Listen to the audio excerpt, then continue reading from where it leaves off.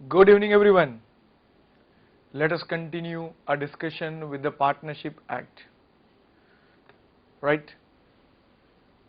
Last time we studied up to the rights of a partner और rights के बारे में मैंने आपको बोला था कि you read about the rights of a partner क्योंकि वो आप 11th 12th में पढ़े हो. We are starting the next topic to the rights of a partner, and that is the duties of a partner.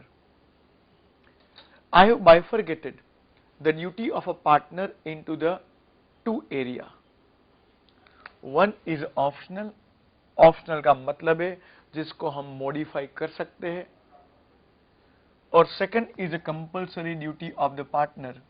उसका मतलब है कि we cannot modify or change this duty. ये जो फर्ज है पार्टनर की वो हम तब्दीली या तो बदल नहीं सकते हैं. अब ये क्वेश्चन होगा कि सर अगर पार्टनर की ड्यूटी चेंज करनी है तो कैसे हो सकती है. The duty of a partner can be change by writing in a agreement जिसको आप पार्टनरशिप अग्रीमेंट बोलते हो. तो पहले आइए समझते हैं optional duty of a partner. The first duty of a partner is every partner is entitle for a profit.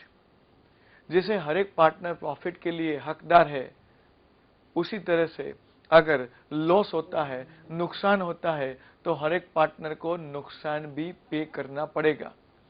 लेकिन आपने सुना होगा पार्टनर्स इन अ प्रॉफिट. जो पार्टनर लॉस में कंट्रीब्यूशन नहीं करता है लेकिन सिर्फ प्रॉफिट के लिए दावेदार है. ठीक है, तो यहां पे हम बोल सकते हैं कि duty with loss has been modified. Duty of a loss has been modified. Second और third जो है वो combine मैं पढ़ूंगा और आपको समझाऊंगा because both are connected with each other. The second duty of the partner is that every partner is required to act in the benefit or in the interest of the firm. उसका मतलब ये हुआ कि हर partner को अपना निजी benefit के बारे में नहीं सोचना है लेकिन फर्म के बेनिफिट के बारे में सोचना है. And he can not carry on any other business. Firm के अलावा वो दूसरा बिजनेस भी नहीं कर सकता है. लेकिन कभी कभी पार्टनरशिप अग्रीमेंट में ऐसा लिखा होता है जिसके जरिए पार्टनर किसी भी पार्टनर को या तो सारे पार्टनर को परमिशन दी जाती है that you can do the business, any other business apart from the partnership firm business. ठीक है, तो यहाँ जो सेकंड और थर्ड नंबर की ड्यूटी है वो मॉडिफाई हो गई है. जब पार्टनर फर्म के अलावा दूसरा कोई बिजनेस करता है तो उसका मतलब क्या हुआ, he is acting in individual benefit. हम बोल सकते हैं कि वो अपने निजी फायदे के लिए काम कर रहा है. So that can also be changed. The fourth number is a very important. Every partner is required to work in the benefit of the company or a firm. अगर उसकी गलती की वजह से फर्म को या किसी दूसरे पार्टनर को नुकसान होता है, he is liable to pay the loss. वो नुकसान उसे रीइंबर्स करना पड़ेगा, पे करना पड़ेगा. लेकिन हम यहाँ पे स्ट्रिक्ट रहेंगे तो कोई भी पार्टनर फर्म का कोई भी काम करने के लिए तैयार नहीं होगा. तो सब पार्टनर अगर मिलके पार्टनरशिप एग्रीमेंट में ऐसा लिखते हैं कि जो एक पार्टनर फर्म के लिए काम करने वाला है, अगर उससे बाय चांस गलती हो गई और फर्म को नुकसान हुआ, that means if there is a loss then we will not demand loss from you.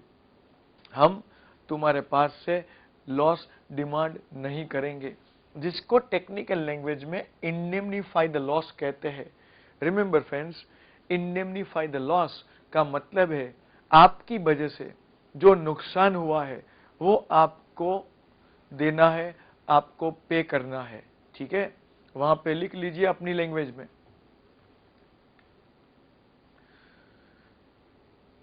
अब लॉस देना पड़ेगा तो कोई काम करने के लिए तैयार नहीं होगा।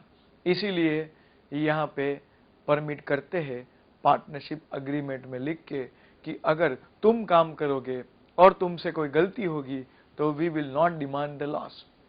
तो ये ड्यूटी में भी क्या हुआ, मॉडिफिकेशन हुआ। एवरी पार्टनर, उसके बाद every partner is required to make a proper use of the partnership property।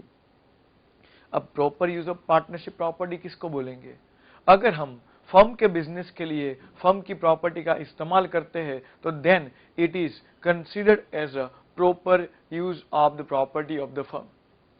लेकिन कभी कभी आपने देखा होगा, आपने सुना होगा कि पार्टनरशिप फर्म में एक कार दी है पार्टनर को यूज करने के लिए, पर्सनल यूज करने के लिए, या कोई अथॉरिटी दी है टेलीफोन इस्तेमाल करने के लिए।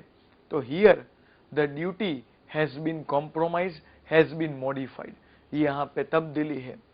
That means if the agreement provide, उसका मतलब ये हुआ कि अगर अग्रीमेंट में लिखा है, अग्रीमेंट में परमिशन दी है, तो कोई भी पार्टनर फर्म की प्रॉपर्टी अपने निजी बेनिफिट के लिए इस्तेमाल कर सकता है।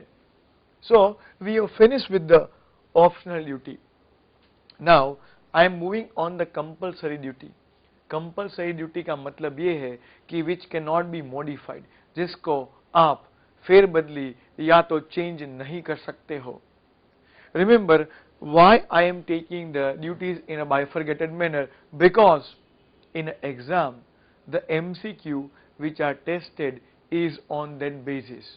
आपके जो टेक्स्ट बुक है, स्पाइरल नहीं, आपका जो इंस्टीट्यूट का टेक्स्ट बुक है ICAI का, वहां पे ये चीजें बाइफरगेट नहीं की गई है। लेकिन जो क्वेश्चन जो फॉर्म में पूछा जाता है that is in this option.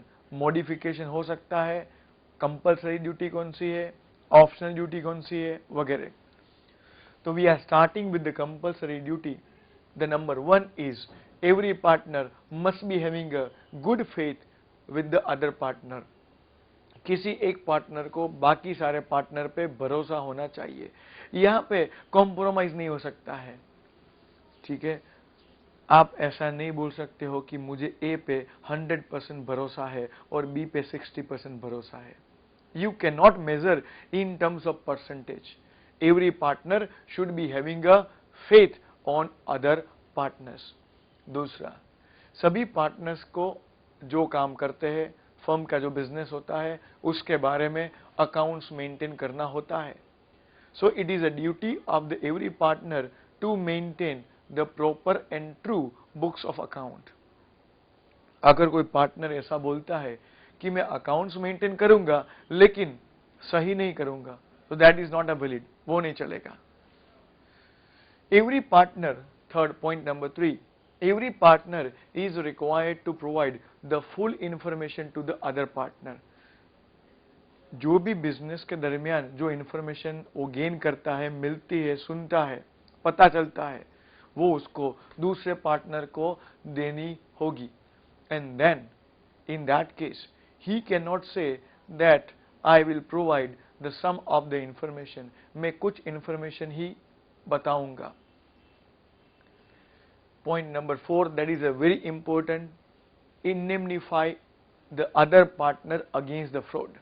अगर कोई एक पार्टनर चीटिंग करता है, किसी दूसरे पार्टनर को उल्लू बनाता है, and because of that the firm or other partner has sustained a loss, then that partner is liable to pay the loss। अगर आप फ्रॉड करते हो, चीटिंग करते हो, और फ्रॉड या तो चीटिंग से आप किसी दूसरे का नुकसान करते हो, you are liable to pay the loss. वहां पे ऑप्शन नहीं मिलता है। The last is every partner is required to act within his authority.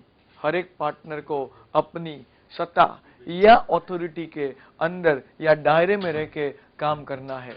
If the any partner act beyond his authority then he will be personally liable. क्या होगा? He will be personally liable. तो optional और compulsory duty आपको ठीक तरह से याद रखना है।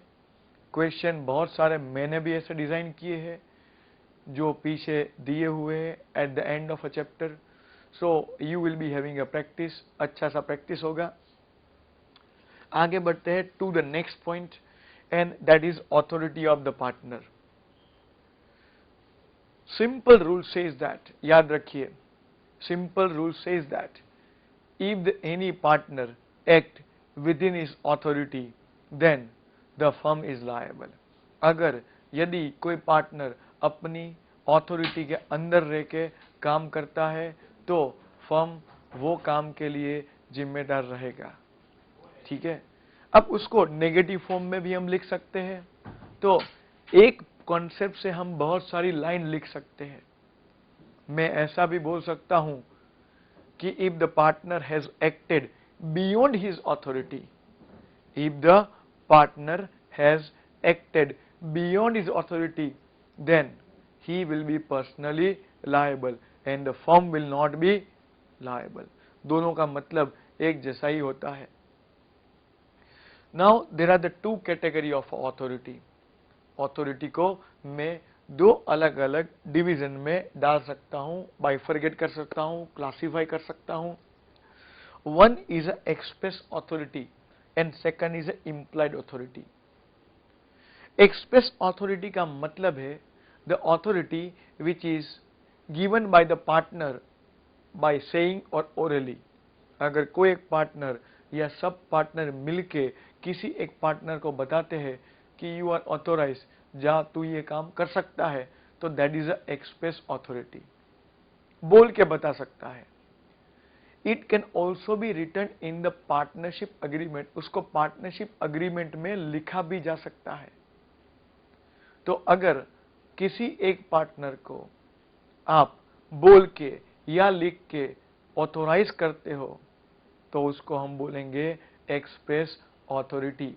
ठीक है, लेकिन अगर आप बिजनेस देखो या बिजनेस करो तो पता चलेगा कि there are so many task, बहुत सारे ऐसे काम होते हैं जो आप बोल नहीं सकते हो या तो लिख नहीं सकते हो। छोटे छोटे काम होते हैं, जैसे कि कौन शॉप ओपन करेगा, कौन फैन चालू करेगा, कौन फोन उठाएगा। ठीक है, so there are so many task which can not be written under the agreement. और अगर आप उसको लिखने की कोशिश करते हो तो अग्रीमेंट की जगह पूरा बुकलेट बन जाएगा। तो then there is a concept of a implied authority. उसी वजह से इम्प्लाइड ऑथोरिटी का कॉन्सेप्ट है। अब जैसे हम कॉन्ट्रैक्ट में पढ़ते हैं, एक्सप्रेस के ऑपोजिट है इम्प्लाइड। उसका मतलब होता है the authority which is not expressly given but assume under the act. यहां पे थोड़ा मीनिंग अलग है। Implied authority means authority which is required to perform the day to day और ऑर्डिनरी बिजनेस एक्टिविटी। याद रखिए, because again this is a concept where you will find a number of questions in the practice work. करीबन 12 से 15 question मैंने एक ही concept पे बनाए हैं कि इम्प्लाइड ऑथोरिटी है या नहीं है। तो जो भी ऑथोरिटी आपको हर रोज के काम के लिए, आम काम के लिए, ऑर्डिनरी वर्क के लिए, डे टू डे एक्टिविटी के लिए चाहिए, उसको इम्प्लाइड ऑथोरिटी कही जाएगी। अब इम्प्लाइड ऑथोरिटी कहीं पे लिखी नहीं होती है, कोई पार्टनर आपको बोल के नहीं बताता है। ठीक है, एक दो या दो पांच एग्जाम्पल भी लेते हैं so that it will be very much clear to you.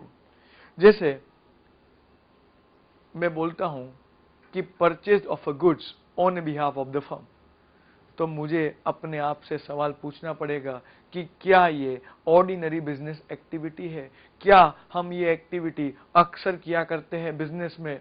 And if the answer is yes then it is implied authority. हाँ, परचेजिंग इम्प्लाइड ऑथोरिटी है, उसके बिना बिजनेस नहीं चलेगा। Selling of a goods implied authority है। ठीक है, अब आप सेल करते हो तो आप आपको पेमेंट मिलेगा, receiving the payment, giving the receipt of that और a bill for that, that is also the implied authority. Borrow the money, क्योंकि कभी कभी आपको फर्म के बिजनेस के लिए मनी भी बोरो करना पड़ेगा। So borrowing the money for the purpose of the business of the firm is also considered as a implied authority. और आज के जमाने में कोई भी आदमी ऐसे आपको लोन नहीं देगा।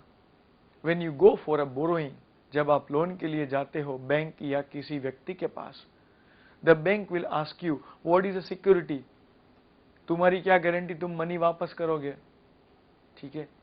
तो आपको कुछ न कुछ गिरो रखना होगा, कोई सिक्योरिटी देनी होगी, जिसको इंग्लिश में या तो टेक्निकल लैंग्वेज में यहाँ पे प्लेज बोलते हैं। Pledge on the goods, pledge on a stock, so that is also the implied authority. अगर कोई व्यक्ति आपकी फर्म पे केस दाखिल करता है कोर्ट में, तो आपका अधिकार बनता है, आपकी अथॉरिटी है, you can protect the firm. अब आप प्रोटेक्ट कैसे करोगे? You will hire the lawyer.